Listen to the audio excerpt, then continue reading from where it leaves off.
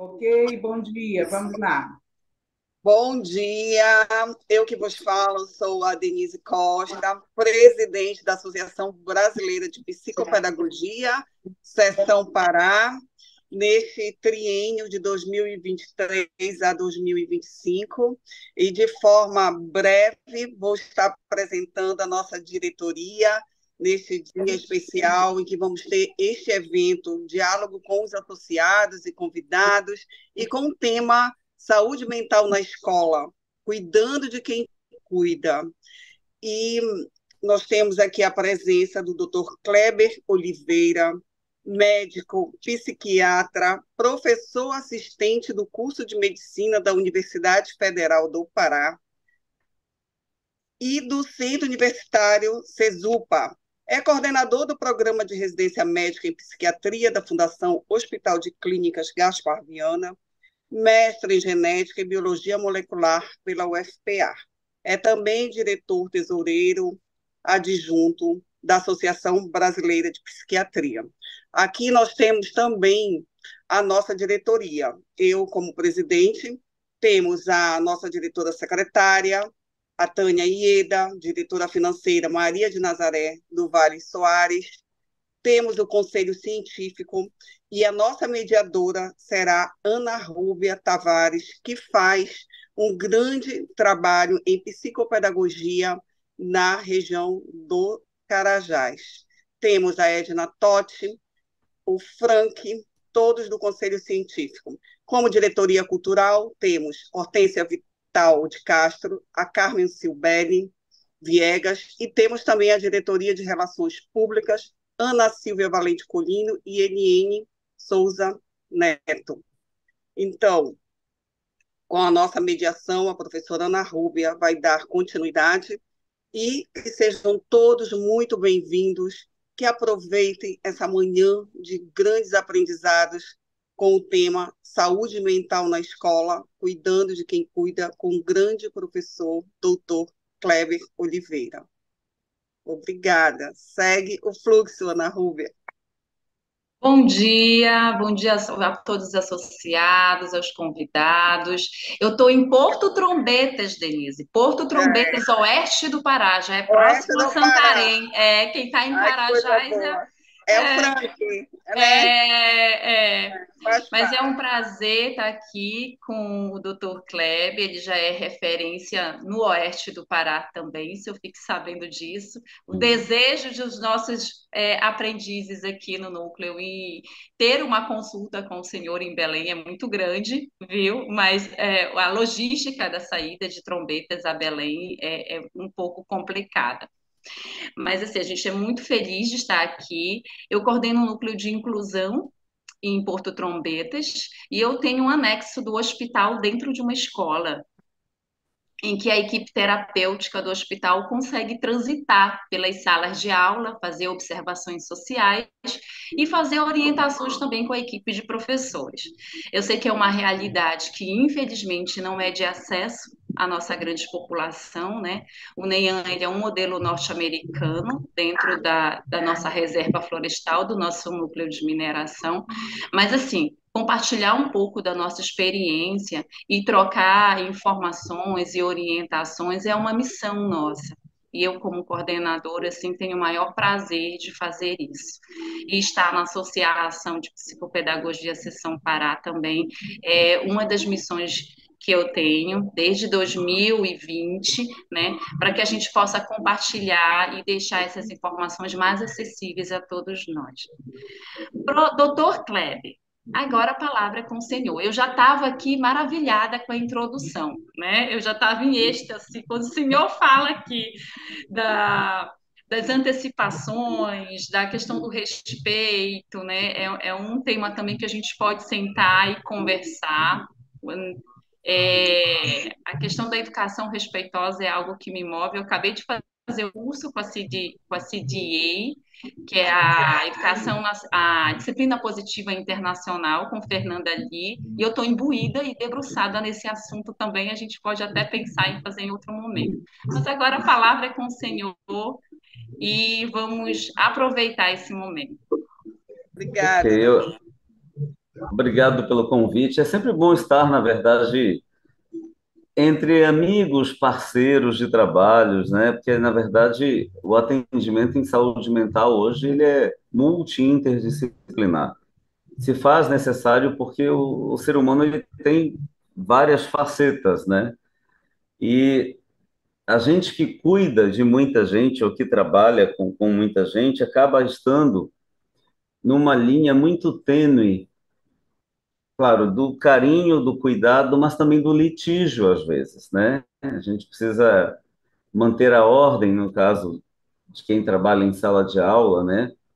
E de quem é orientador, de organizar os professores que estão dentro da perspectiva ali da sala de aula para poder cumprir, né? Fazer cumprir os horários e todo um planejamento. Mas a gente tem tido muitas mudanças ao longo do tempo em relação à função do professor barra educador, né? Foi começar Como então. a, como a fragmentação do nosso trabalho, porque eu também sou professor, né? A complexidade das nossas demandas, né, que mudaram bastante. Então, hoje a gente trabalha não mais com aquele modelo, né, antigo de decorar, e hoje a gente tem que se reinventar o tempo inteiro para poder dar conta do planejamento, né? No caso da medicina, a gente fala de planejamento pedagógico do curso. Quando Vocês for minha devem vez, ter como é que se chama? um número parecido, né? Quando for minha vez, E, e esse processo histórico ele tem sofrido uma rápida transformação, principalmente após o período da pandemia, que eu acho que veio a pandemia e a gente teve que se reinventar de forma muito rápida. E essa rapidez, essa otimização acabou fazendo com que nós ficássemos, de alguma forma, sobrecarregados, né? Porque além da gente ter que ter o conhecimento, ter que ter o planejamento, ou seja, a competência pedagógica, isso também nos trouxe uma maior necessidade de uma habilidade social e emocional, mas para lidar com o outro através de telas, né?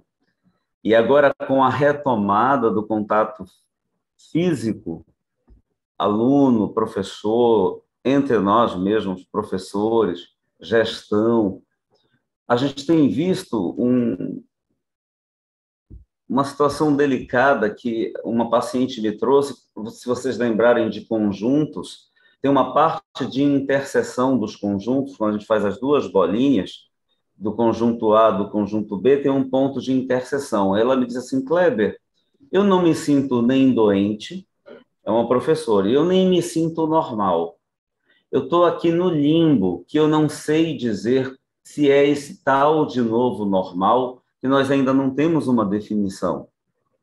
Mas que eu posso dizer para vocês que se eu pudesse trabalhar só pela internet, sem precisar sair de casa, eu preferiria, né? Mandar minhas receitas via online, eu acho que o professor também mandar as provas lá na universidade, a gente trabalhava pelo Google Forms, então na hora que o aluno já respondia, já saía a nota, não me dava trabalho de ficar corrigindo, ou seja, então as demandas que nós tínhamos antes, elas voltaram, só que nós voltamos diferentes.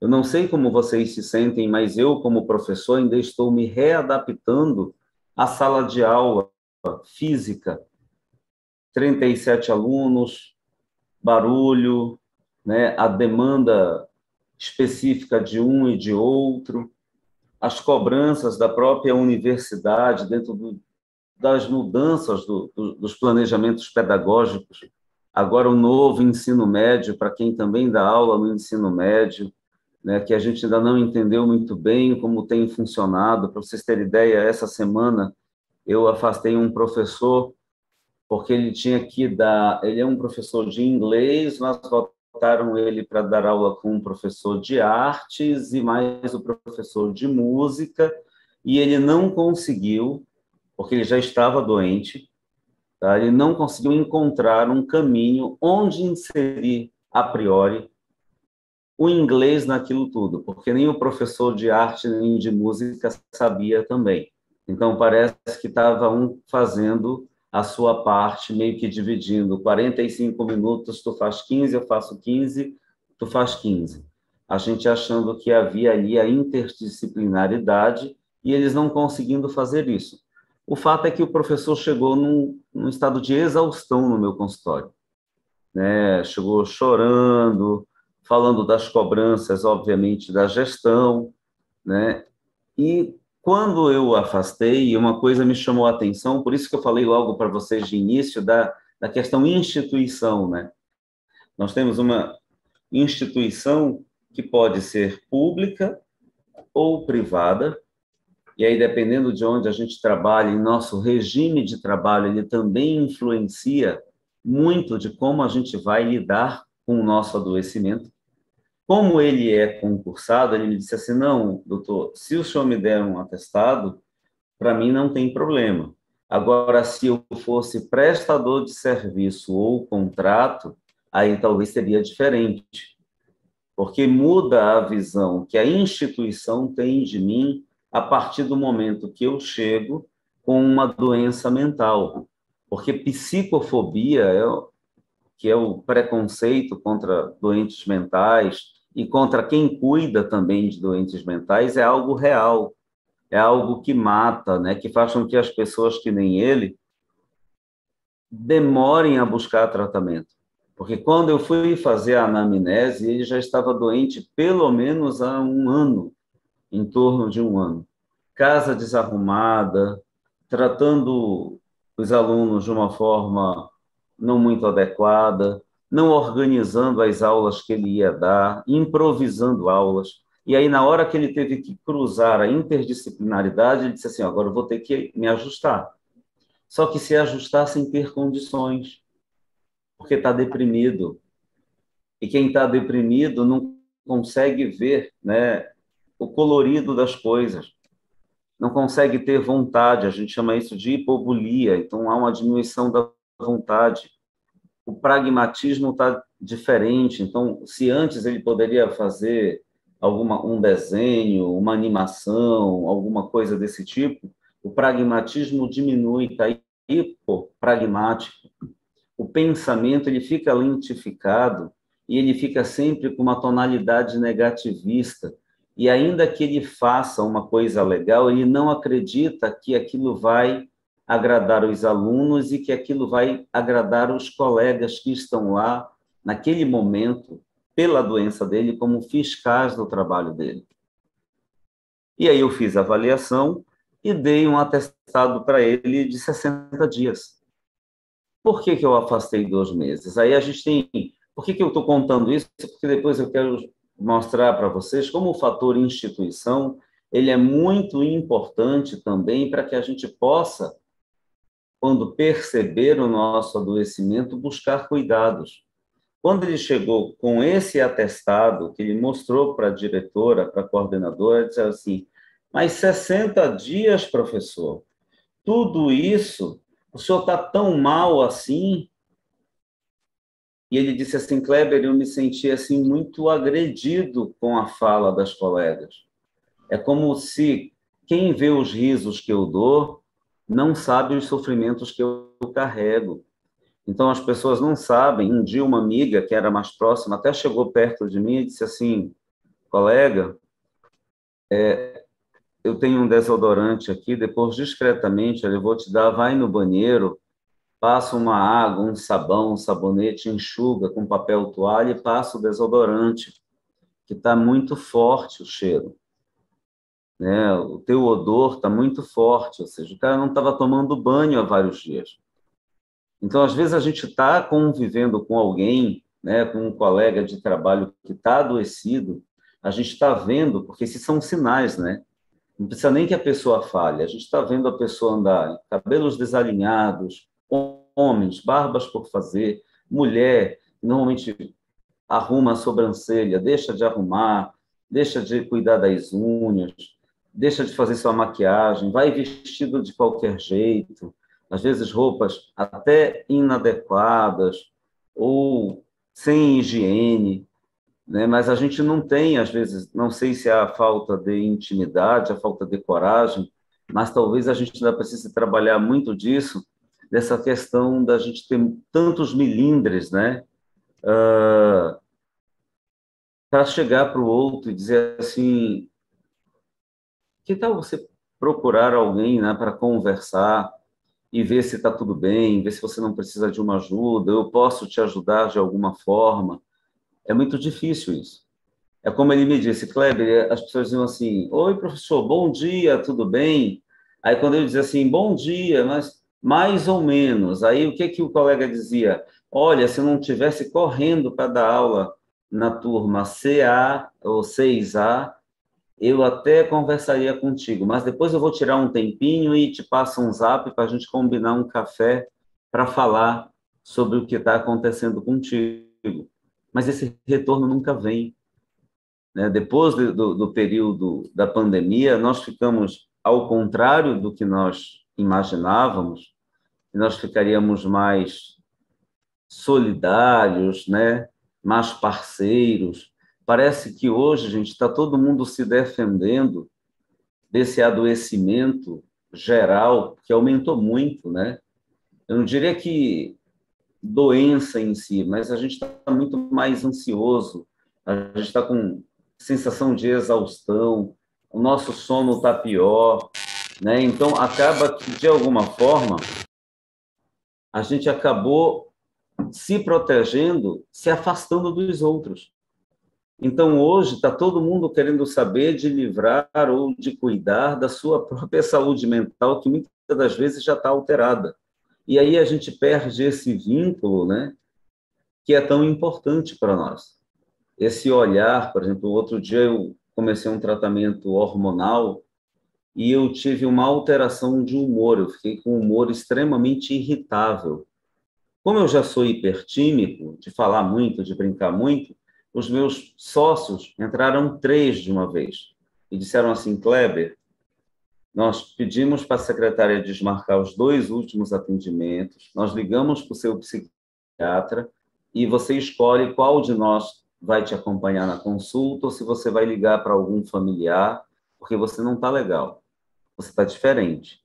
E aí, antes que você se exponha, antes que você se comprometa no seu trabalho, com os seus clientes, ou com, no nosso caso, com os nossos alunos, com os nossos colegas, eu acho melhor a gente ver o que está acontecendo. E aí eu fui para a consulta. E de uma forma bem interessante, ia tudo bem, e o médico já ia me encaminhando para uma ideia realmente de um transtorno afetivo bipolar, num quadro de mania irritável, até que ele teve a sacada e me disse assim, Kleber, você está usando algum medicamento além daquele que eu já te passo? Aí eu lembrei do Deposteron, eu lembrei do hormônio da testosterona, do hormônio masculino, que eu estava na 3ª ampola, fazendo o ciclo que o meu endocrinologista tinha passado. E daí ele relacionou a alteração de humor àquele tratamento que eu estava fazendo. E daí eu tirei o tratamento, fiz uma outra medicação e voltei ao normal, e voltei a trabalhar. Então, o que é que eu quero dizer? Na verdade, um dos grandes problemas que nós temos dentro do nosso adoecimento quanto profissional é a nossa própria aceitação. Primeiro é a nossa aceitação, porque a gente acha, como o professor que eu atendi disse, Kleber, eu ia, porque assim, eu sempre fui um bom professor, eu tenho nunca fui de faltar. Tudo que eu queria fazer, médico, tudo era fora do horário de trabalho, que nem atestado eu queria apresentar. Então, eu não queria passar por um professor desleixado, né, e que a gente dá outras conotações morais, vocês sabem disso, para sintomas de doença, né? Então, a gente só vai ter ideia mesmo, ou só vai tomar pé, tomar parte, quando alguma coisa mais grave acontece. Então, a pessoa bateu o carro, ou esses dias, por exemplo, infelizmente, eu conheci uma pessoa que estava muito diferente no trabalho, errando coisas simples que faz há muitos anos, aí dizendo assim, eu vou sentir saudade desse copo aqui que eu tomo água quando eu estou dando aula, porque combina com a minha camisa. Aí eu vou sentir falta Eu vou sentir falta da minha camisa cor de vinho. Ah, eu vou sentir falta de vir para esse laboratório toda sexta-feira. Na verdade, a pessoa estava se despedindo de todo mundo, né? E aí, no outro dia, a pessoa foi encontrada jogada no meio da sala, né? Por intoxicação exógena, né? Então, combinação de medicamento com droga e etc. E aí vem o julgamento moral, né? Ah, morreu de overdose, morreu porque era dependente químico. Gente, dependência química também é doença. E para vocês terem ideia, muitos de nós recorrem ao álcool, que é a substância psicoativa mais fácil de ter acesso, porque ele é um ansiolítico. O álcool, ele, apesar de ter o primeiro momento euforizante, mas ele é classificado como um depressor do sistema nervoso central. Então, ele age no sistema GABAérgico, que é o principal sistema de neurotransmissão, que desliga todos os outros, inclusive o da ansiedade, o do sono, né? Então, muitos de nós, no período da pandemia, começou a ingerir muito mais álcool do que antes da pandemia. Porque era uma forma da gente tratar as nossas angústias, sem que a gente percebesse exatamente isso como doença, né? Porque nem sempre a gente consegue dar um CID, mas a gente não está bem. Então, às vezes, a gente vai porque tem que ir, meio que na obrigação, né? Eu lembro de um período que eu peguei uma professora que ela ia e ela dizia assim, eu venho enrolando os meus alunos, eu já não tenho mais como enrolar. Eu digo, eu não entendi, professor, o que a senhora faz? Ah, eu pego uns textos, aí xeroco os textos, e aí coloco algumas questões no final para valer a média deles. E aí eu fico lá, vou no banheiro, volto, tomo um café para ver se eu me esperto, porque eu estou desanimada, sem vontade de estar ali. Só peço para eles uma coisa, quem não quiser assistir a aula, pode sair da sala, pode ir embora, que eu não tenho tolerância nem para barulho, nem para ruído. Então, veja, a gente se trata com álcool, a gente se trata com garrafas de café, né? A gente se trata com o medicamento de outra pessoa. Esses dias, um outro professor que eu atendi me disse assim, Kleber, eu tenho um amigo que faz uso de uma medicação para estudar para concurso e eu estou indo dar aula de qualquer forma, sem gás, sem atenção, sem energia. E como ele me disse que esse remédio melhora a energia, melhora a atenção, eu queria que você passasse para mim. Eu disse assim, mano, vem aqui no consultório para eu poder te avaliar e ver o que está acontecendo contigo. Porque o remédio que serve para um não serve para outro. Porque sofrimentos é uma coisa, doença é outra. Então, se você está passando por alguma situação de vida, algum sofrimento, talvez uma psicoterapia, um afastamento de 15 dias, talvez te ajude. Mas se você estiver doente, a gente vai ter que repensar isso.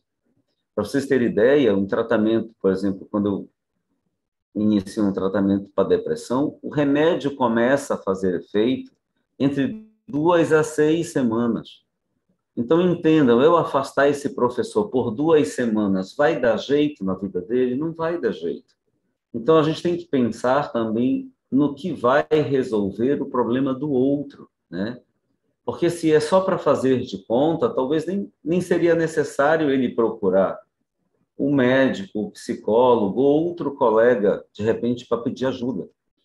E aí tem uma coisa muito engraçada quando eu falo de instituição, porque na instituição pública a gente tem licenças prêmios, né?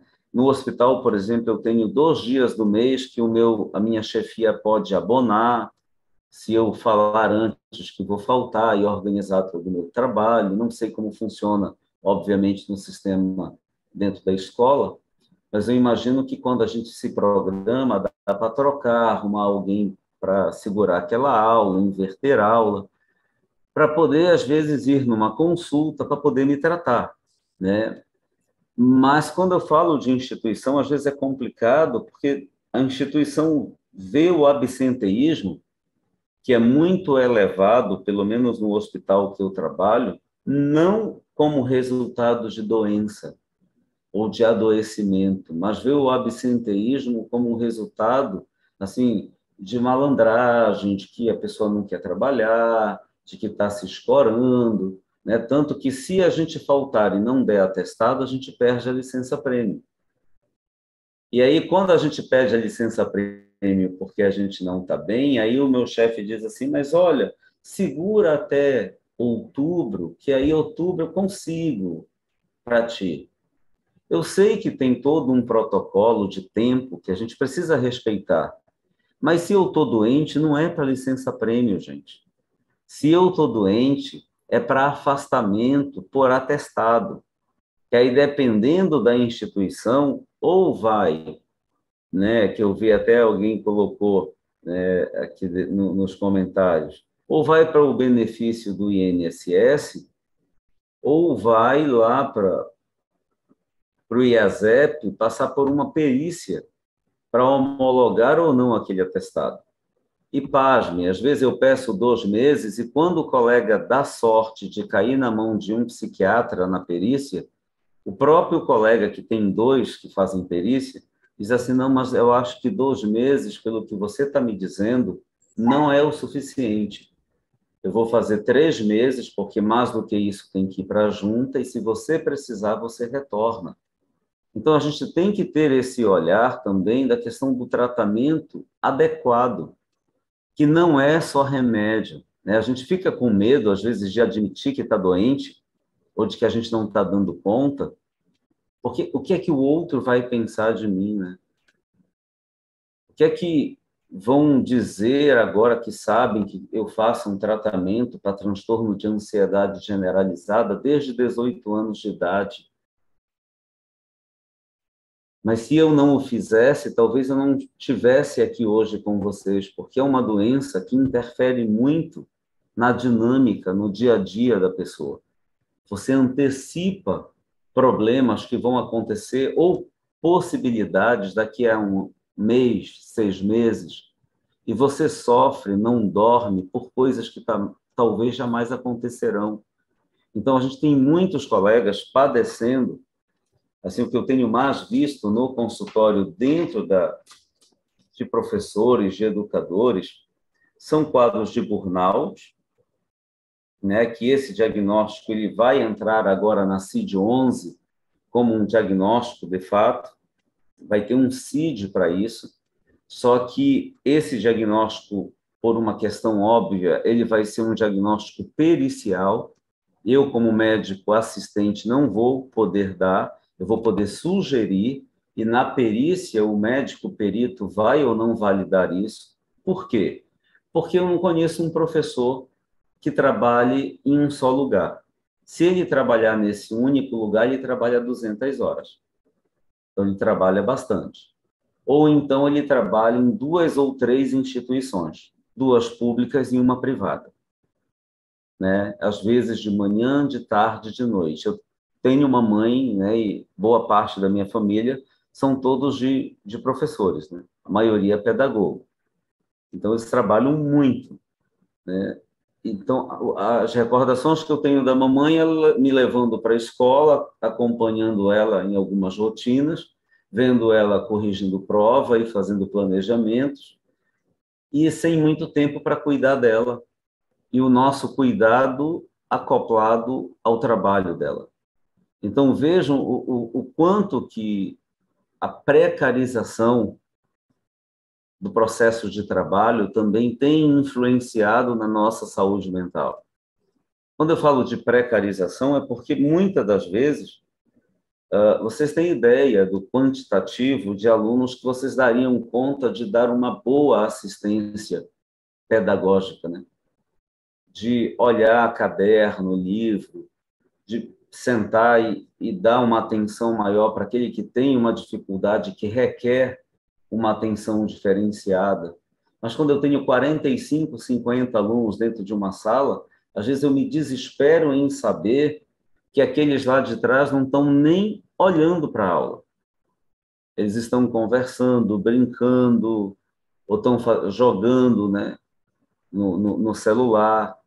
E aí você vai também se sentindo, como alguns professores trazem, desrespeitados, né?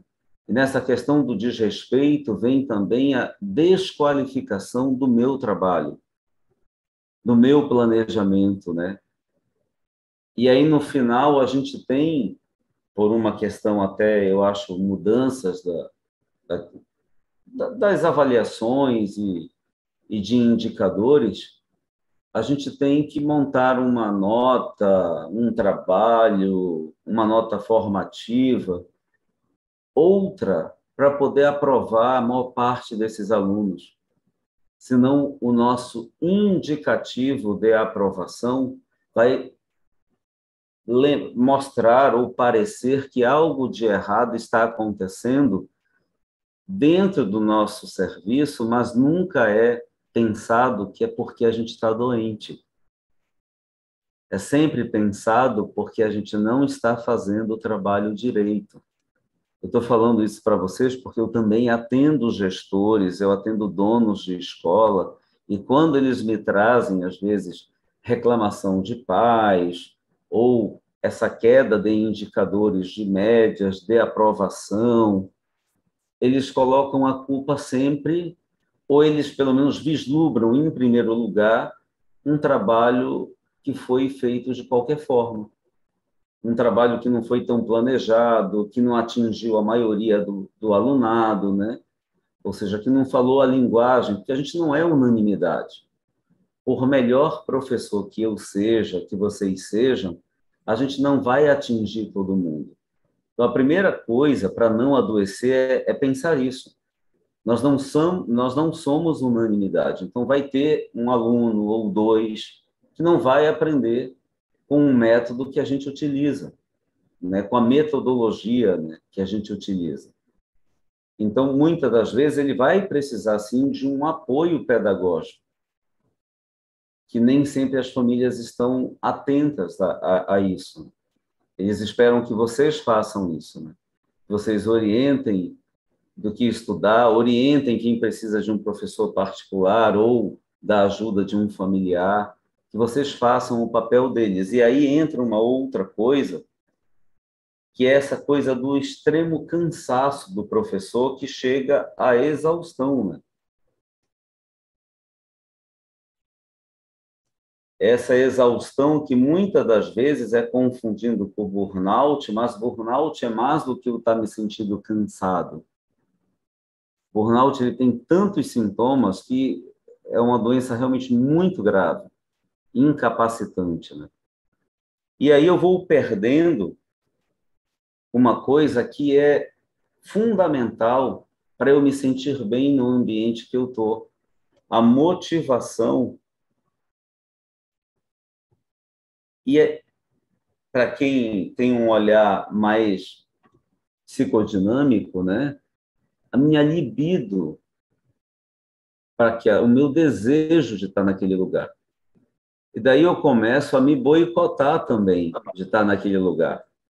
Eu começo, de alguma forma, a arrumar atestado, aí o meu filho adoece, eu já pego aqueles 2 meses que a gente tem no regimento, pelo menos quem trabalha no sistema público, para me afastar.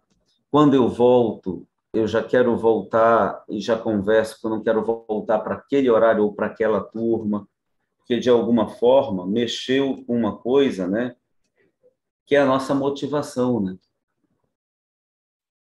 Por exemplo, eu tenho uma patologia que eu tenho muita dificuldade de trabalhar, porque ela mexe com... É como se eu não fosse qualificado, é como se eu não fosse apropriado, que é a dependência química. Porque é difícil entender que, por exemplo, a recaída faz parte da evolução e do tratamento dessa doença. Então, a gente luta para manter o paciente abstinente, a família, ele e todos os atores que estão envolvidos, mas nem sempre é possível. Então, os professores que a gente tem que sofrem dessa patologia, vez por outra também, se afastam por recaídas, né? E são afastamentos longos, né? Às vezes 3 meses, 6 meses. Eu tenho professores afastados até por 2 anos, porque, querendo ou não, muda, né, o funcionamento, muda características até, eu não diria da personalidade, mas do funcionamento da pessoa. Então, a pessoa fica mais direta, mais agressiva, totalmente diferente.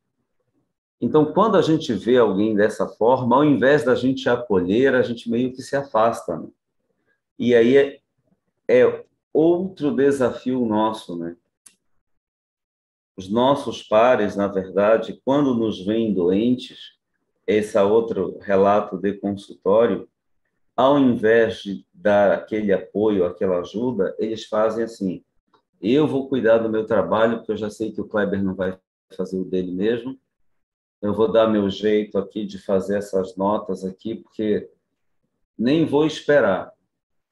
E aí eu vou dizer para vocês, é uma coisa até pessoal que eu passei uma vez na universidade, que um colega adoeceu e eu, psiquiatra, olhem, eu, psiquiatra, o colega adoeceu e aí alguém, o coordenador da disciplina, disse: Kleber, eu estou com um problema, porque nós somos 8 professores, mas o que mais deu aula não me mandou nenhuma questão até agora e a prova é amanhã, como é que eu faço?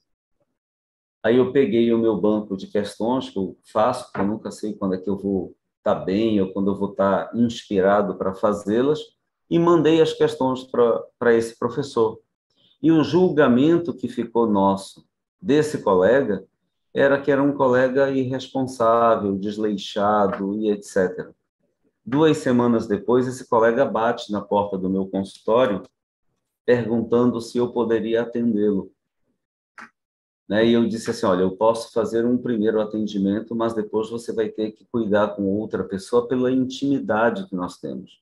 Eu não vou ser terapêutico para você no momento que eu começar a dizer para você que você vai precisar mudar hábitos de vida.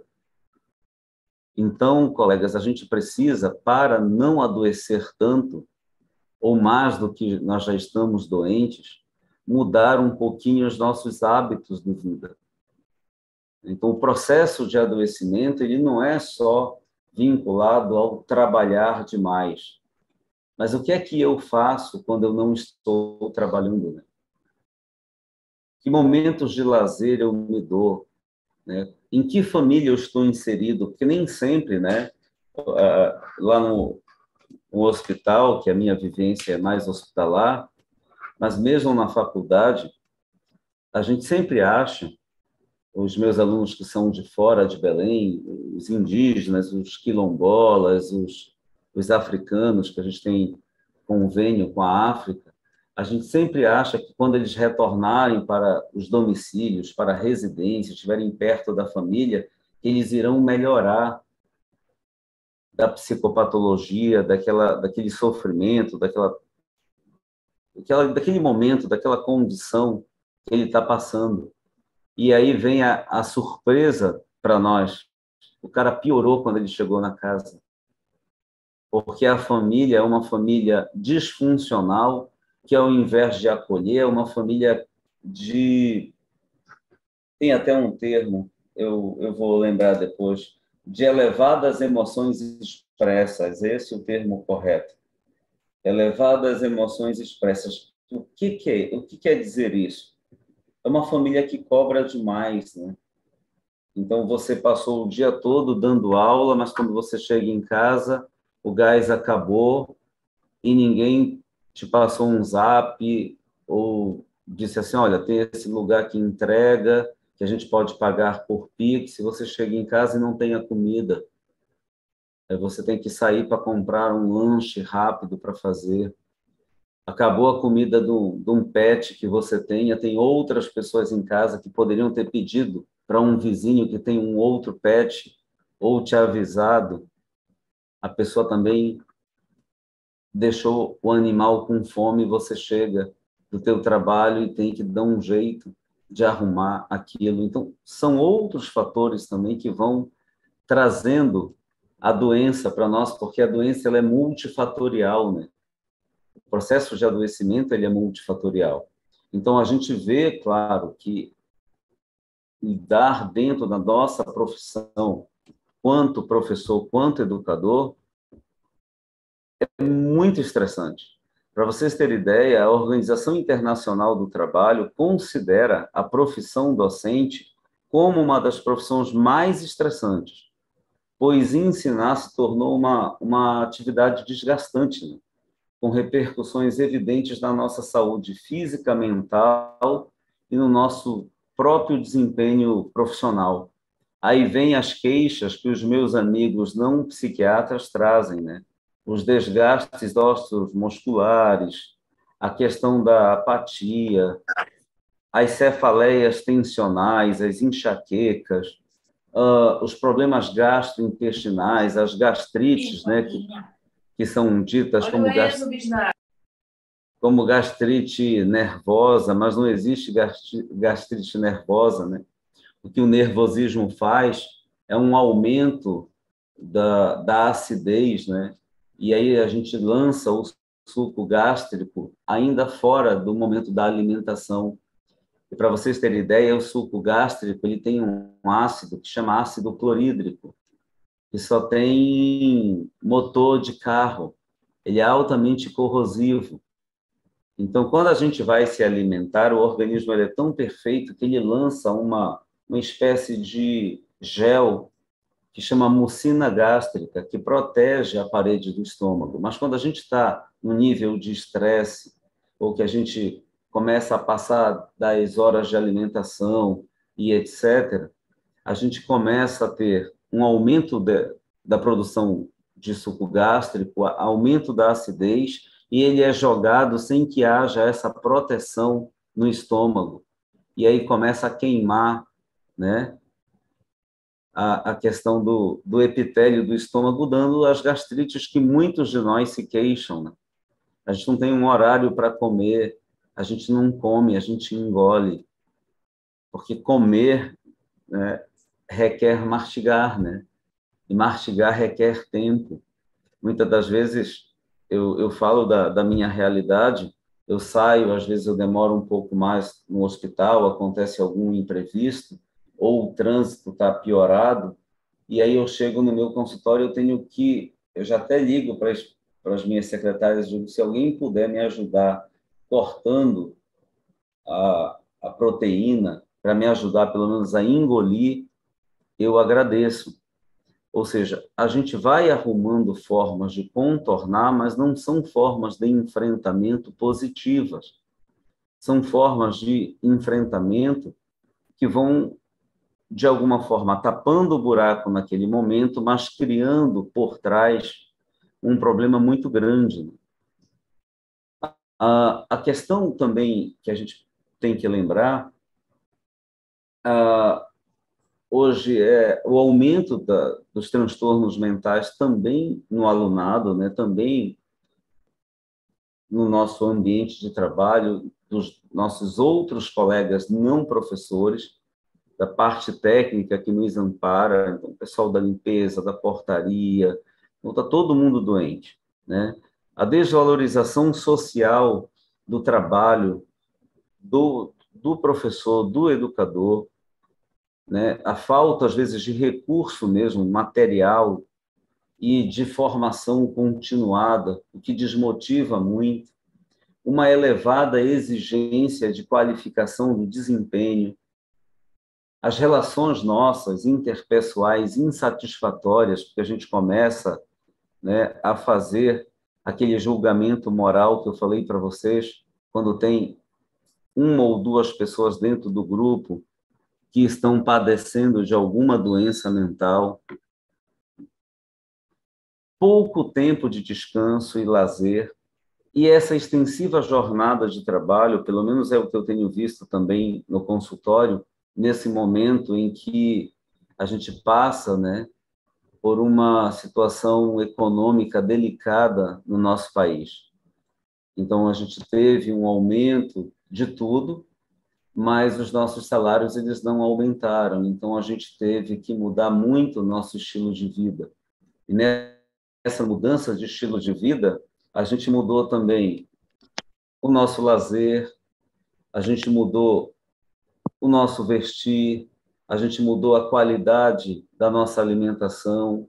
Então, a gente mudou muita coisa, né? Então, esses dias eu recebi até uma outra educadora, uma outra professora que está muito endividada, então ela se meteu numa relação, vejam, até os relacionamentos afetivos, né? Em que a pessoa tinha um viés e aproveitou a dependência emocional, fez empréstimos, fez compras no cartão, e essa professora está muito endividada. E aí um colega me pediu para atendê-la, e ela não tem nem como se afastar do trabalho, porque ela trabalha no sistema particular de ensino, e o INSS não vai cobrir exatamente tudo que ela faz, porque ela não dá aula só na escola, ela também dá aula particular na casa dos alunos. Ela monta pequenos cursos próximo das provas para fazer revisão, para que os alunos tirem uma média melhor. Ela faz o trabalho que a gente pede para o aluno fazer para melhorar o conhecimento deles, os pais acabam, né, num pacto perverso. Eu utilizo esse termo de uma forma bem para vocês entenderem como que são os meandros, né, do nosso trabalho como professor, como educador. Então, o pai paga para alguém fazer o trabalho que a gente passou dentro do nosso planejamento para aumentar o conhecimento do filho dele. E aí vem os plágios, e a gente pega o Ctrl+C, Ctrl+V da internet, né? Então, é muito delicado para nós. Então, tudo isso é fator de risco para o nosso adoecimento. O que eu vou fazer com isso, né?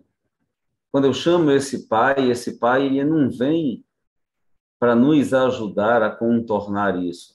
Ele vem para nos julgar e para nos culpar, na verdade, na maioria das vezes. A culpa é sempre nossa, né? Ou pelo menos a culpa é, na maioria das vezes, para não dizer o sempre, porque em medicina nem sempre, nem nunca, na maioria das vezes é da escola. Eu vou trocar meu filho, essa escola não presta.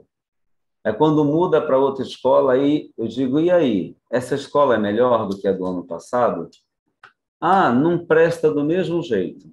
Aí no outro ano muda de escola de novo. Doutor, a gente aqui em Belém está muito mal de escola, tanto pública quanto privada. Eu digo, gente, vocês já pararam para pensar se o problema não está em vocês? Né? Se está na escola, se está no professor. Eu tive uma experiência com o meu filho em que eu percebi a psicopatologia da professora dele pelas atividades para casa. Ele estudava numa escola e trouxe um dever. Ele começou a estudar primeiro ano, eu acho, criou alfabetização, me chamou a atenção vir num dever, vir uns desenhos e tal, e vinha assim, para ele colocar os números. Aí já tinha o número 15 no meio, e o número 30 lá atrás, e um monte de bolinha para ele preencher, como se fosse para ele colocando 1, 2, 3, 4. Eu disse, mas o meu filho ainda não sabe fazer isso.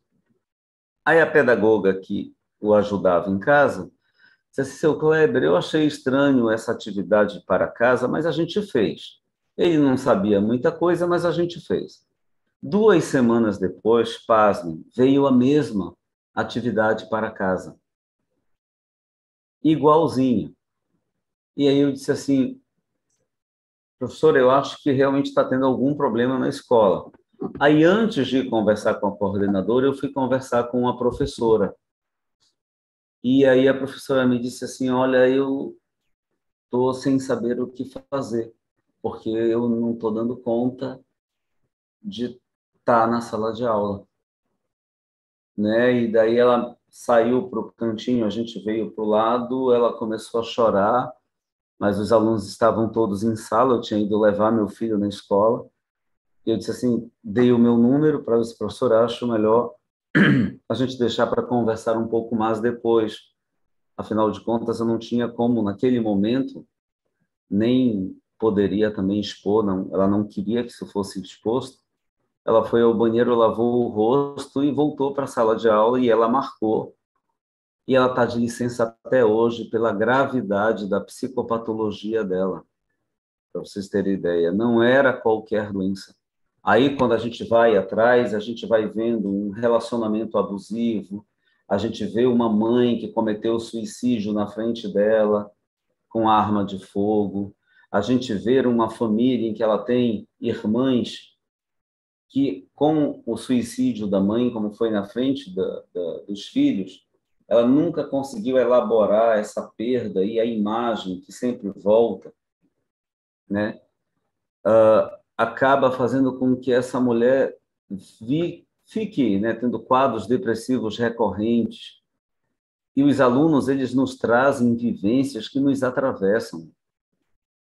Vivências de violência, vivências de privação de afeto, de privação financeira, de tudo. Então, isso atravessa profundamente alguns de nós. Pelo menos a mim, como médico, quando eu atendo alguém que vem com essa demanda, isso me atravessa. Porque eu vim de uma família de uma vulnerabilidade socioeconômica muito grande, né? Então, houve uma parte até da minha faculdade que eu lembro de alguns alunos, mas que a gente dava um jeito de, na feira, ir aquela banana amassada, aquela maçã que tem uma pontinha estragada que ninguém vai comprar, que a gente fazia uma salada de fruta para ser a comida. Ainda que hoje, no nosso RU, lá na UFPA, a comida seja R$ 1, né? Então, às vezes, não tinha. Às vezes, era contar moeda para pagar o ônibus que está R$ 4, né? Então, é sempre muito delicado ser professor, no sentido de ser professor e, ao mesmo tempo, estar aprendendo de vida ou vivendo com os alunos as mazelas que a gente também vive, né? Ou que a gente viveu. Isso é um ponto e um fator de risco. Pensando também na questão da história genético-familiar. Aí vem um outro nó para mim. Atestados de sanidade mental para os PSS que estão acontecendo. E aí eu fico, gente, o que é que eu vou fazer? Eu peguei um professor esses dias e ele passou no PSS e eu digo, se eu não dou esse atestado de sanidade mental, porque o cara está precisando trabalhar, ele está num subemprego, alguém se aproveitando e pagando 10, 15 reais uma hora aula, eu imaginei ele tirar ainda o do transporte disso, a pessoa está se aproveitando, né? É um trabalho para semi-escravo, né? E eu não dar esse atestado para que ele possa ter uma renda melhor e poder, de repente, se tratar melhor, comprar medicamento, comprar alimentos, ter momentos de lazer, pagar a energia dele, que nesse momento é um gato que ele fez da casa do vizinho. E aí eu acabei conversando com ele e disse assim, olha, eu vou lhe dar o atestado, mas eu vou ter que fazer um combinado contigo.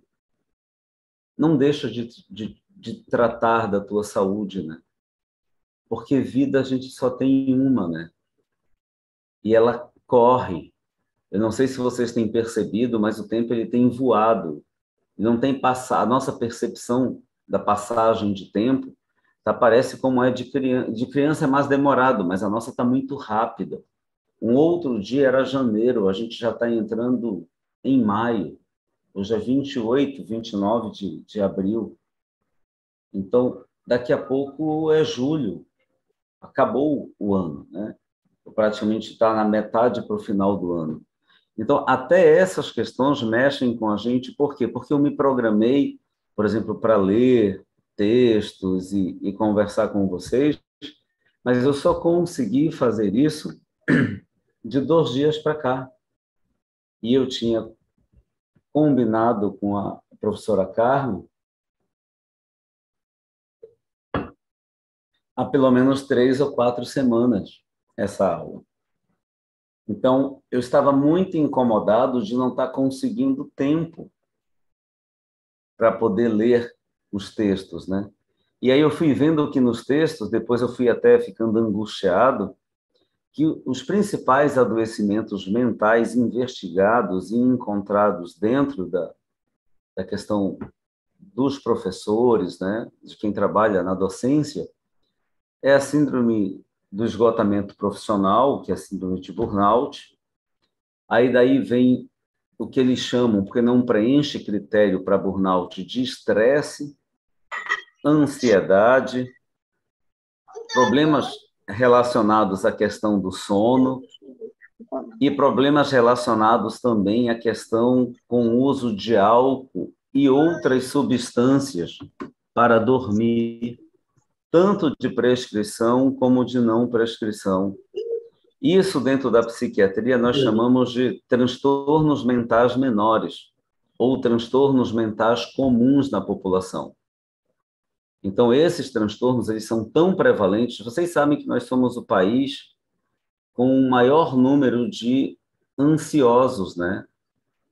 Pelo menos a OMS, na sua último levantamento, nós somos o primeiro em ansiedade, em transtornos de ansiedade. E nós somos o segundo em transtornos depressivos, perdendo somente para os Estados Unidos. Então, olhem só a carga que a gente carrega do ponto de vista social, né? E o quanto que isso não foge, obviamente, porque a gente está dentro dessa sociedade, de dentro do nosso trabalho. Quantos de nós hoje não está em tratamento? E eu digo assim, que maravilha para os que estão em tratamento. Porque adoecer, né, para adoecer e morrer, eu tenho até um ditado, a minha mãe não gosta que eu diga, mas eu sempre falo, que para adoecer e morrer basta estar vivo. Mas essa questão da minha percepção de doença, da minha percepção da busca por ajuda, ela é muito individual. Então, feliz é aquele que, por alguma razão, quer seja por um reconhecimento próprio ou por um reconhecimento dos colegas, da família, conseguiu chegar a um tratamento. E a pergunta que fica, né? O que vamos fazer para diminuir o quantitativo de adoecimento mental? Porque nós não falamos assim portador, porque o portador ele não tem doença, gente. Por exemplo, a mãe, eu vou dar um exemplo para vocês porque eu sou mestre em genética, né? A hemofilia, por exemplo, a mulher que é portadora do gene da hemofilia, ela não é hemofílica.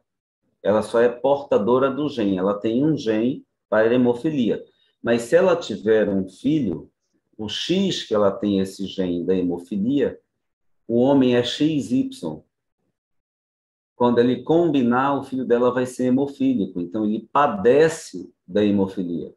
Então, quando a gente tem alguma doença mental, a gente padece de doença mental. É um termo que a gente já está tentando mudar. A gente não é portador. Portador não tem doença. Tá? Agora, o que nós temos, muitas das vezes, é vulnerabilidades. E aí eu começo com a nossa personalidade. A nossa personalidade, muitas das vezes, ela nos torna mais vulneráveis à questão do adoecimento. Por exemplo, eu sou professor também da pós-graduação em psiquiatria, da residência. Dos 4 residentes que entraram esse ano, eu tenho uma que eu já coloquei o semáforo amarelo para ela, dentro do trabalho. Por quê? Porque ela chega sempre antes do horário, ela se incomoda quando os pares chegam atrasados, ela retalha os alunos da graduação quando eles conversam demais, ou se se ela vê eles pegando no celular, ou eles chegando atrasado. Ou seja, ela tem um temperamento, uma personalidade com traços anancásticos. Traduzindo para vocês, são traços obsessivos. Ela quer tudo muito certinho. preto no branco. Se o horário é 7 horas, é 7 horas. Chegar às 7h15, que é a tolerância, ela não admite, ela prefere chegar a 15 para as 7. Se o horário de sair é 11 horas, ainda que ela não esteja fazendo nada e que tenha um banco de horas, ou que tenha, de repente, os alunos estão numa atividade extra-escola, ela vai para o hospital, como ela iria para a escola, cumprir o horário dela até 11 horas. Porque dentro do funcionamento desse tipo de personalidade, ela não quer dar brecha para que ninguém questione em nenhum momento a qualidade dela quanto funcionária, né? Então, vejam a questão do perfeccionismo. Então, isso não é uma doença, exatamente, mas é um fator de vulnerabilidade para nós. Basicamente isso. Por quê? A outra questão é a quantidade de hora que a gente trabalha, né? Por quê? Pelo menos na área de saúde, os levantamentos que têm sido feitos para adoecimento, né, psíquico, adoecimento mental, médicos e enfermeiros na área de saúde, está diretamente relacionado com a quantidade de horas de trabalho e a quantidade pequena de horas de descanso e lazer que eles têm. Então, a gente também tem que começar a repensar o que a gente está fazendo da nossa profissão, né? Da profissão que a gente tanto ama, que a gente lutou para ter esse diploma, lutou para ter o concurso, brigou para ter o nosso espaço. A maioria de vocês, né, fizeram pós-graduações, são todos psicopedagogos ou neuropsicopedagogos, que existe essa outra nomenclatura hoje, né? Mas pensem, o que a gente está fazendo daquilo que a gente sonhou que seria, né, o nosso ofício para o resto da nossa vida. Eu repenso isso sempre quanto médico. Eu estou sempre reavaliando, eu sempre faço a cada 6 meses. O meu próprio analista, terapeuta, me faz fazer isso, né? Ele diz assim, olha, tu já tens os teus 2 concursos, tu já tens o teu consultório, para que mais trabalho, né? Para que pegar mais um trabalho? Me convidaram lá em Cametá. A gente, às vezes, é muito seduzido. Aí vem a questão também de uma outra questão de vulnerabilidade, a nossa vaidade. Então, às vezes, a gente faz o nosso trabalho tão bem, com tanto primor, com tanto planejamento, com tanto carinho, que ele é reconhecido. E aí as pessoas, como não criticam, todo mundo só joga confete, aí diz assim, professor Deodato, professor Antônio, esse trabalho eu só confio que vocês 2 façam. E a gente cede à sedução.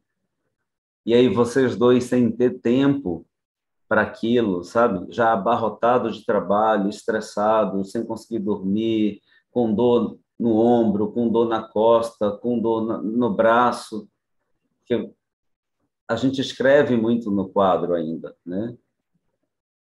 A gente corrige muito o trabalho. Vocês assim, ainda assim aceitam esse convite, né? Então, de alguma forma, a gente foi seduzido. Então, a gente tem que ter cuidado também com isso, né? Aprender a dizer não, talvez, seja uma forma de prevenção, né?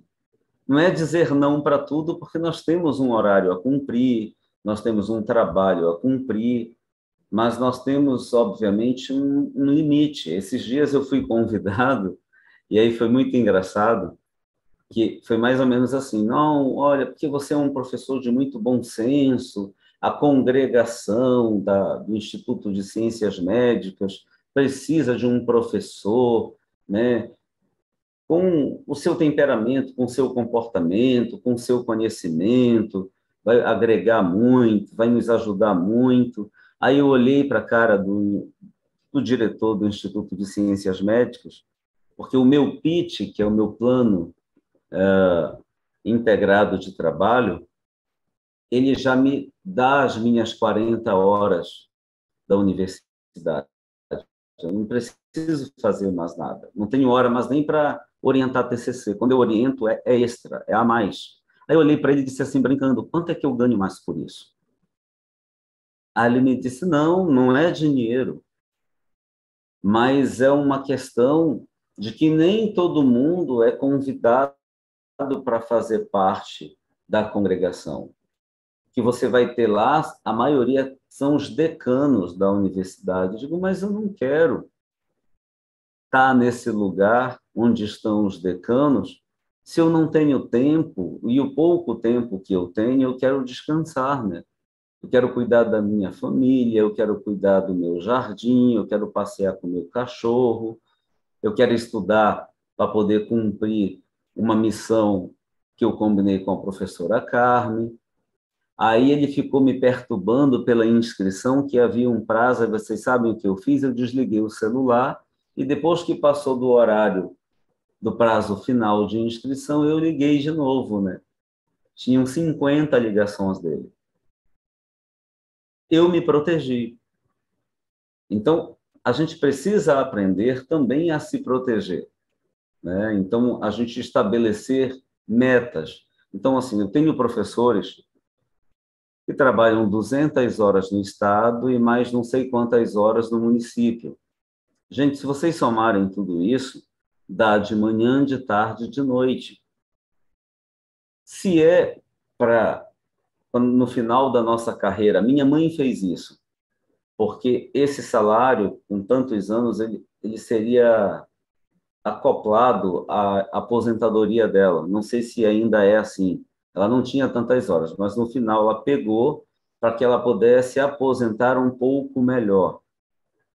Mas só nós, os filhos, quem convivia, sabemos o preço que ela pagou por isso. Aposentou melhor, mas ela pagou um preço muito alto. Então, quando a gente faz isso, a gente precisa também pensar por que eu estou fazendo. Eu estou pagando alguma coisa importante para a minha vida? Eu estou ajudando um filho meu num cursinho, numa faculdade, porque isso tem um dia para começar e tem um dia para terminar. Não é a vida toda. E não sendo a vida toda, é uma coisa que também faz com que a gente trabalhe a nossa cabeça, o nosso cérebro, no sentido de não adoecer, né? Então, vocês percebem como depende muito da gente, né?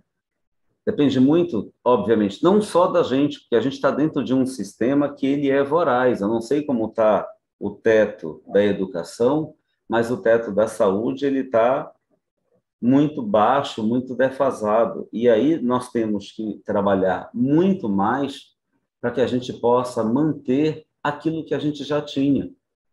Então, para eu manter o meu ventilador, o meu ar ligado, para eu ter um carro que seja um carro popular para me deslocar, porque, olha, um professor, por exemplo, de inglês, de artes, de música, ele dificilmente vai conseguir a carga horária dele toda numa única escola.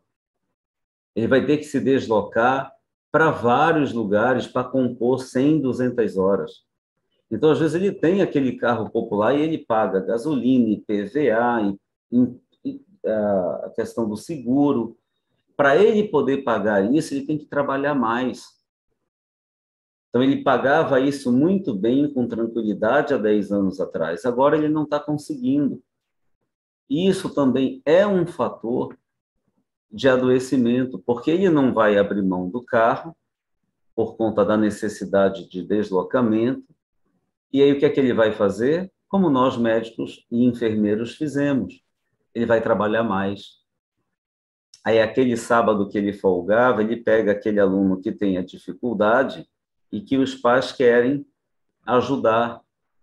E aí, ele vai dar aula na casa daquele aluno. Ele vai passar a manhã de sábado na casa de um, a tarde de sábado na casa de outro.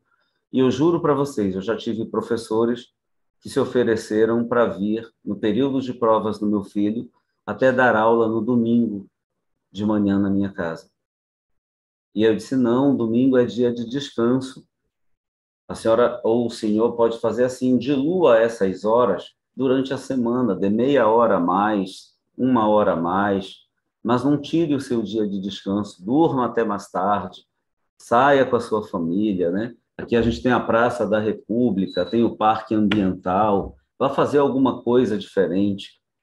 Desligue o celular, né? Porque tem aluno, não sei vocês, tem aluno e tem colegas de trabalho que, poxa, eu estou acordado até 10, 11 horas. Tem paciente que passa uma mensagem para perguntar se pode tomar álcool com medicamento 2 horas da manhã, gente. Então, às vezes, a gente tem que dar limites para o outro e para a gente, porque é complicado hoje essa questão do limite, né? Até onde eu posso ir, né? Às vezes, a gente se sente muito poderoso, né? Porque tudo que a gente faz é elogiado, é muito bom. Mas quanto isso me custa? Até quando eu vou conseguir fazer isso? Eu fico pensando hoje, já na minha aposentadoria, com 45 anos, a professora Nazaré e vai dar risada agora, né? Com meus 45 anos, ainda me acho jovem, mas a psiquiatria, como a radiologia e a radioterapia dentro da medicina, e como as professoras que trabalham na sala de aula têm direito à licença especial. Então, eu já estou contando os anos, 25 anos de clínica psiquiátrica, de internação psiquiátrica, para eu poder aposentar. Faltam 8 anos. Só que aí eu descobri que, com a mudança da lei, eu vou conseguir o tempo da aposentadoria especial, mas eu não vou ter a idade, porque a idade mínima, mesmo para aposentadoria especial, virou 55 anos para homens. Não sei se está assim para as mulheres, mas eu acho que está igual. Vou ter que esperar mais 2 anos e meio. Então, percebem como que é delicado, né, lidar com adoecimento no ambiente de trabalho, porque são muitos fatores, né? São fatores relacionados a nós, são fatores relacionados a quem convive conosco, são fatores institucionais, né, são metas, né, são indicadores, são horários, né? E a precarização do nosso trabalho, e uma coisa que meus pais, que são educadores também, que são professores, dizem, a proletarização da classe, né? Do professor, do educador. Às vezes eu vou para a faculdade e eu vejo os colegas que são de outros institutos, os de ciências da saúde e de ciências médicas, a maioria não é dedicação exclusiva, então a gente dá plantão, faz consultório, fica correndo atrás de outras formas. Mas os colegas que são dedicação exclusiva, agora eu não sei, porque vai ter um reajuste, tem colega que está indo de Uber e tem colega que a gente vê na parada de ônibus com os nossos alunos. Mas não é qualquer colega, é um colega que tem um pós-doutorado. É um colega que lutou muito para estar ali dentro da universidade, é um professor de dedicação exclusiva, é um decano da universidade. Então, quando eu vejo isso, eu fico pensando, né, já finalizando a minha fala, do quanto que a gente tem que ser ponderado com o que a gente está fazendo hoje, porque a vida e o nosso trabalho é como um esmeril, e nós somos como aquela faca que a gente está amolando. De vez em quando a gente encosta, mas a gente tem que afastar, porque se a gente deixar a faca encostada no esmeril o tempo inteiro, e ele girando, daqui a pouco só está o cabo, e a gente não está nem na metade do tempo para aposentar. Porque quem entrou pela nova lei, os mais jovens, vão aposentar na casa de 65 ou 70 anos, se tiverem a idade mais o tempo de trabalho. Então, mudou muito, né? Como dizem os meus pais. As coisas mudaram tanto que eles me aconselharam a não abandonar os meus concursos, porque os meus concursos eles foram feitos antes da nova lei. Então, ainda sou regido por uma transição de lei, né? Então, eu acabo não pegando todo o trabalho, todo o tempo que a nova lei prevê. Então, eu acho que até isso vocês precisam repensar, né, dentro do trabalho de vocês. Os psicopedagogos comecem a criar nichos de atuação, né? Cada vez mais, dentro do meu consultório, eu preciso de psicopedagogos para orientar as famílias, as escolas, as crianças. E então é um campo que se abre, mas assim a gente precisa pensar em que patologia eu vou trabalhar melhor, ou qual que eu vou me organizar melhor, porque quanto mais específico a gente é, melhor é o nosso trabalho naquilo e mais valorizado também. Então, por exemplo, tem algumas psicopedagogas que trabalham comigo que só atendem TDAH, tem outras que só atendem TEA, tem outras que só atendem disléxico. Então, parece uma fragmentação do ser, mas, na verdade, é uma ultra especialização na tentativa da gente dar o melhor que a ciência tem para aquela necessidade, né? Então, eu encerro aqui dizendo assim, a palavra talvez seria autocuidado, né? Pensar nos nossos limites, aprender a dizer não, ainda que seja de uma forma simpática, né? Eu sou ótimo para dar não simpáticos. Eu digo assim, poxa, eu já assumi um compromisso nesse dia, senão eu iria para você. Por exemplo, eu assumi um compromisso de dar essa mesma palestra lá em Mocajuba. Aí eles disseram assim, tu queres virtual? Eu disse, não, eu quero presencial, porque o lugar onde eles me recebem é muito bom. Vai ser numa segunda-feira de manhã, na jornada que a Secretaria de Educação deles está montando, né? Então, pensem, eu estou indo para o trabalho, mas acoplando o lazer junto. Então, vamos começar a tentar ver no trabalho um pouquinho de prazer também.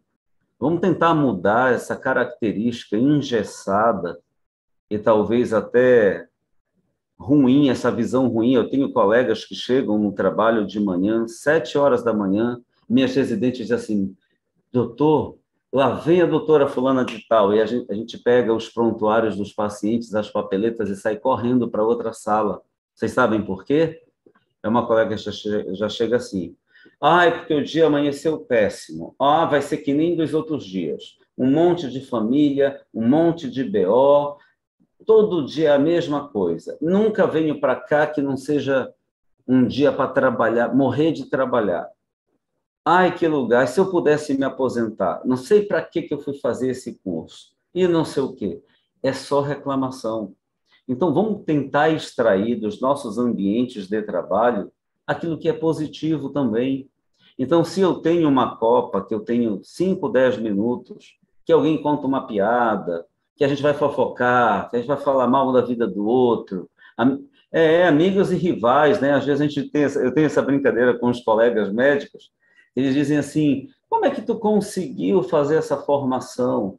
Eu digo, olha, estudando, né? Eu dou a cutucada e aí meio que dou um sorriso e passa tranquilamente. A gente não precisa ser amigo, mas a gente também não precisa ser inimigo. Nós somos educados, né? Nós somos letrados, nós temos educação, né? Não que os outros não tenham. Então, vamos utilizar desse recurso cognitivo, dessa formação que a gente tem, para tornar os ambientes mais leves, né? A minha sala era uma sala seca. Vocês sabem o que eu fiz? Peguei uma moldura, mandei colocar um passe-patou, botei, comprei um vasinho bonitinho, coloquei lá com uma areia colorida, mandei limpar. O banheiro, eu comprei 3 jogos de banheiro, que eu mesmo trago para casa para lavar, porque todo mundo dizia assim, esse banheiro é horrível. Eu já reclamei tantas vezes e ninguém nunca fez nada. Mas o que é que eu fiz para mudar também o banheiro, né? As pessoas utilizam e não puxam a descarga, gente. Como é que eu vou ter um banheiro limpo para o próximo? Se eu quero um banheiro limpo, o que me antecedeu teve que deixá-lo limpo. Então, vamos também pensar nisso, né? Se eu quero organizar um pouco mais o meu ambiente de trabalho, eu preciso também me organizar para deixar para o outro um ambiente legal.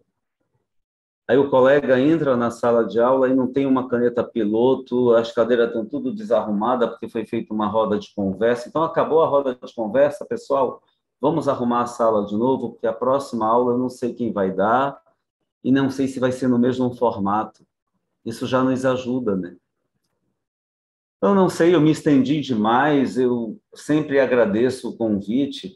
É porque saúde mental, gente, são tantos fatores e são tantos comemorativos e fatores de interferência, né, que fica complicado, né, da Kleber, eu gente... não sei se tu percebeste, mas eu chorei umas 2 vezes aqui, reverberando e refletindo. Não sei se vocês perceberam, mas te ouvir realmente é impactante, né? Porque é muito do que a gente vive.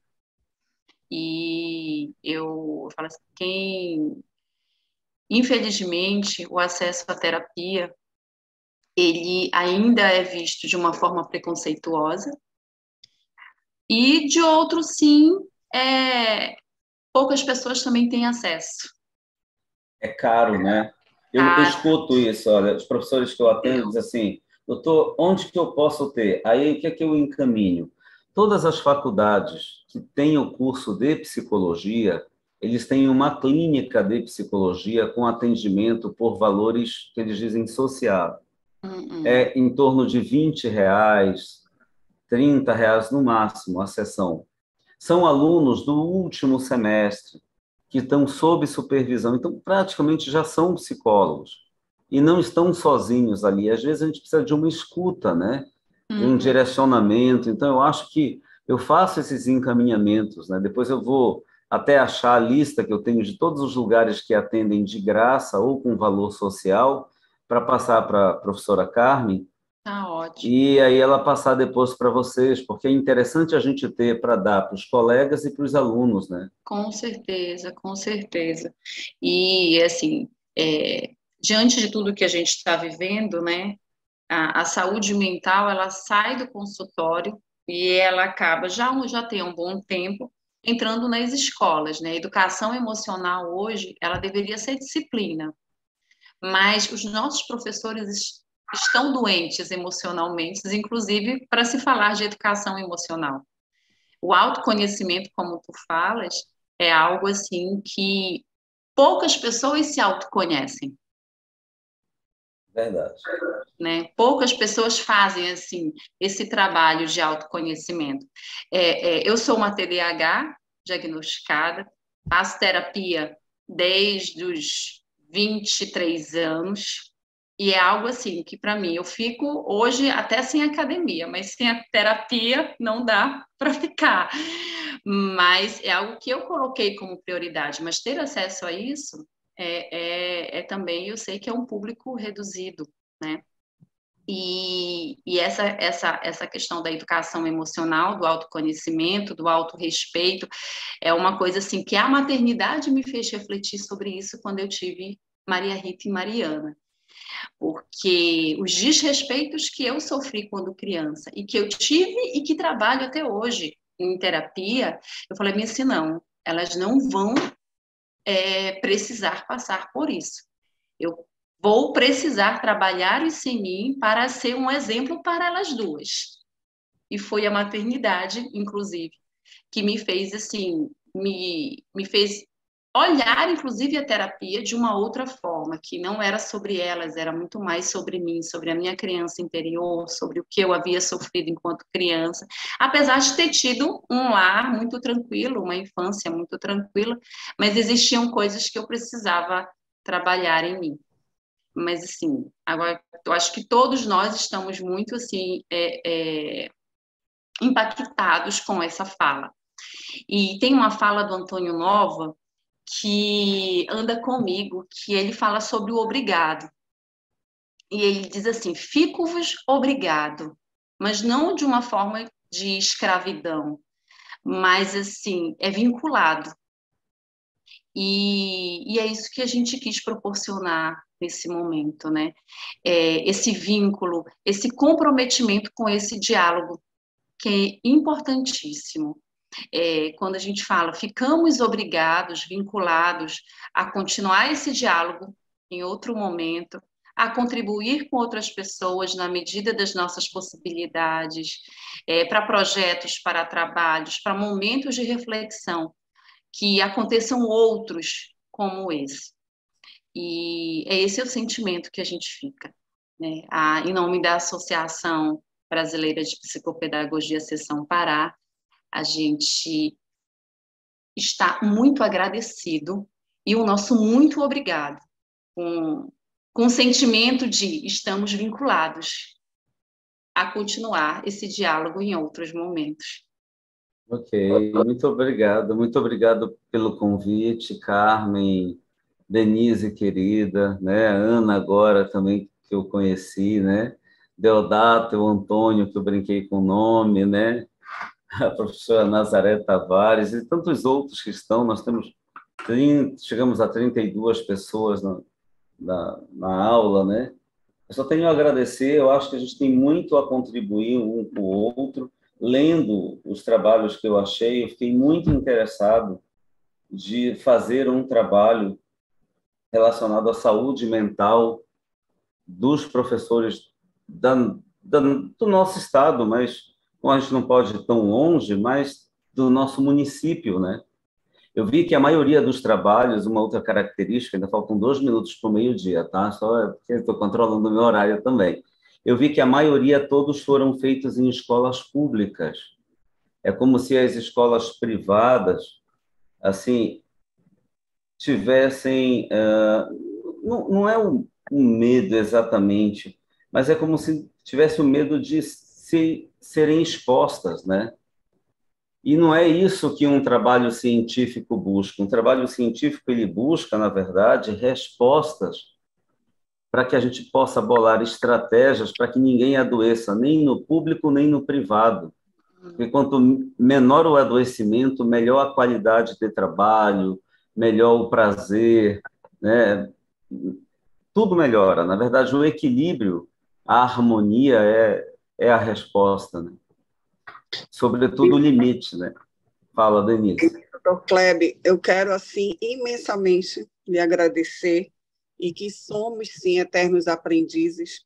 E, para mim, foi ultra importante, quando o senhor fala, aprender a se proteger. Por ser a minha vida toda uma servidora pública efetiva, aos 16 anos, entrei também já trabalhando nesse processo de ensino público, e sempre gestando também equipes multiprofissionais na área de saúde, educação, assistência social, e me vejo muitas vezes a parte mais difícil de lidar não são as questões técnicas, o pedagógico no processo ensino-aprendizagem, e sim com a mente das pessoas, com as próprias vaidades, mesmo com técnicos, psicólogos, psicopedagogos, assistentes sociais, equipe multiprofissional, porque nós precisamos muito desse atendimento à saúde mental. Eu não me imagino realmente sem terapia, porque eu preciso estar bem para eu me trabalho para poder compreender os conflitos dos outros em casa, no trabalho e no dia a dia. E tudo que o senhor falou o quanto me engrandeceu, o quanto eu estou buscando fazer a minha parte num ambiente saudável, com uma energia boa, uma florzinha ali, um bom dia, o banheiro, transformando como se fosse a extensão da nossa casa, fazendo um ambiente saudável, que isso é de fundamental importância. Então, cada palavra que o senhor dava também soma e que a gente se sente estimulado a dizer, poxa, eu estou tentando fazer minha parte no meu caminho. Então, para mim, principalmente agora, nesse momento que eu estou assumindo, um novo ciclo em minha vida, com grandes pessoas que me inspiram, como a professora a doutora Nazaré Soares, que esteve à frente, está há 30 anos. Então, isso para mim é um exemplo. A Silbere, nossa, a gente vê verdadeiras amigas aqui. E eu quero poder contar com você mais e mais vezes, tanto enquanto SEDUC, enquanto a nossa associação.